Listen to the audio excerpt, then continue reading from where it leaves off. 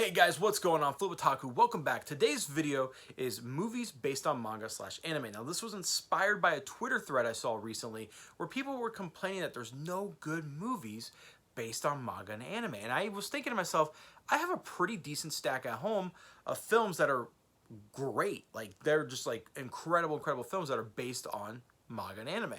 So before we get into the list, I do want to say I excluded a couple things because I don't own them from this list. Two movies I actually enjoy.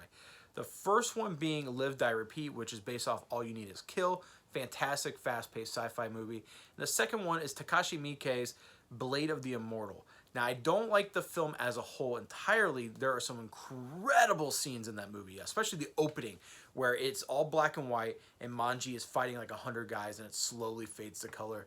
I love that opening. I think it is breathtaking, and Miike does appear on this list. Now, this list does not include things like JoJo's Bizarre Adventure, Full Metal Alchemist, Death Note, Terraform Mars, because those movies are bad. These are movies that I suggest you own because they are incredible movies. They're very well made, and even outside of what they're based on, they are great films on their own. So let's go ahead and kick it off with the one that I think all of you guys have probably seen, and that is Battle Angel Alita. Now, this is directed by Robert Rodriguez, produced by James Cameron, the guy behind Avatar, Titanic, Terminator 2, Judgment Day, my favorite movie of all time. I didn't have high hopes for this movie at all because it kept getting delayed. There was production issues for like over a decade. But what we got is a pretty great adaptation, loosely adapting the first hardcover that we got here in the States by Kodansha Comics.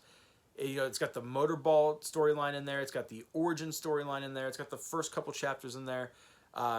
Just incredible. I recommend you guys see this. Like I said, I didn't have high hopes, but when I went to the theater to see this on the last day it was filming here, or the last day it was showing here, I was pleasantly surprised. And I had to pick up the 4K. The 4K looks amazing. And next up is the Vengeance trilogy, but specifically Oldboy, who's on the cover here. Oldboy is based on a manga that was put out by Dark Horse, and while I do enjoy the manga quite a bit, it does get a little long in the tooth, and it does overstay its welcome at times. Oldboy as a film is near perfection. It is one of the best Korean movies ever made. It is just mind-blowingly good, and it is one of the best, if not the best, manga adaptations. And not a lot of people know that there was a manga.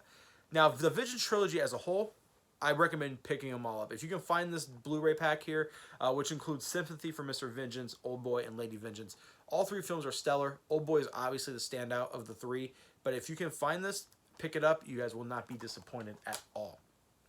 And next we got this movie and Audition probably put Takashi Miike on the map here in the States.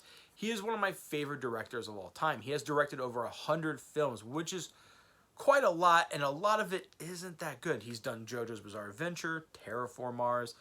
He's done some really terrible movies, but when he hits, when he nails it, he truly nails it. Audition, the Black Society trilogy, First Love, which is his newest film, which I loved, and Ichi the Killer. Now, I can't remember the mangaka's name off the top of my head. He's the same mangaka behind Homunculus.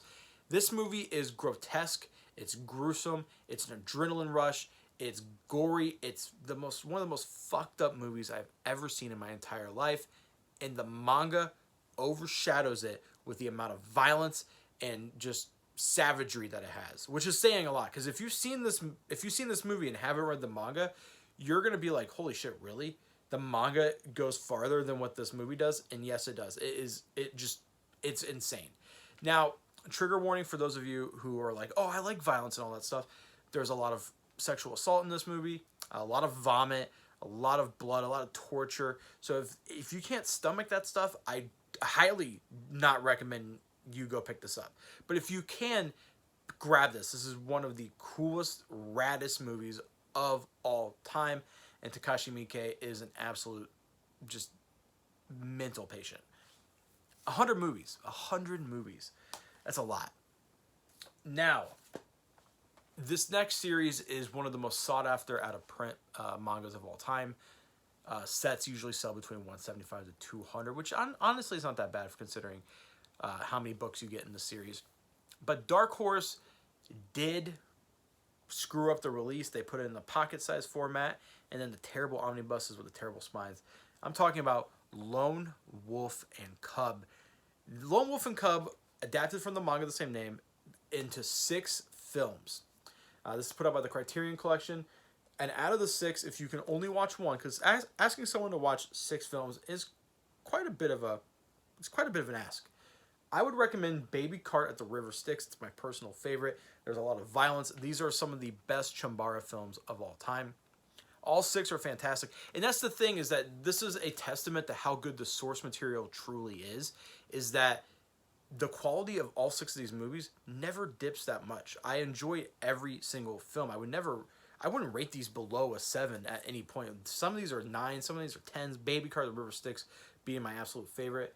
But if you guys can pick this up, I highly recommend it. It's not too expensive. I think this goes for $60, and honestly, for 6 movies in a beautiful 2K restoration is pretty much worth your hard-earned cash.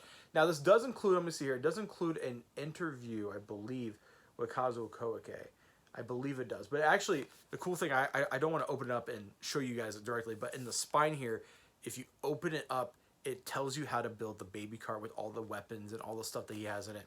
Some really outlandish stuff here, like Gatling guns in the baby cart. Some over the top stuff. I highly recommend you guys pick this up. This is seriously one of the best Chambara film collections of all time. And then my favorite movie adaptation of a manga. This is probably the most important out of this list. This went on to inspire some of the best parts of the Kill Bill franchise.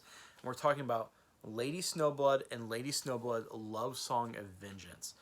This is a beautiful one disc. You get 2 movies on one disc collection by Criterion. Again, Criterion, if you guys don't know, puts out some really good stuff. This movie is damn near perfection.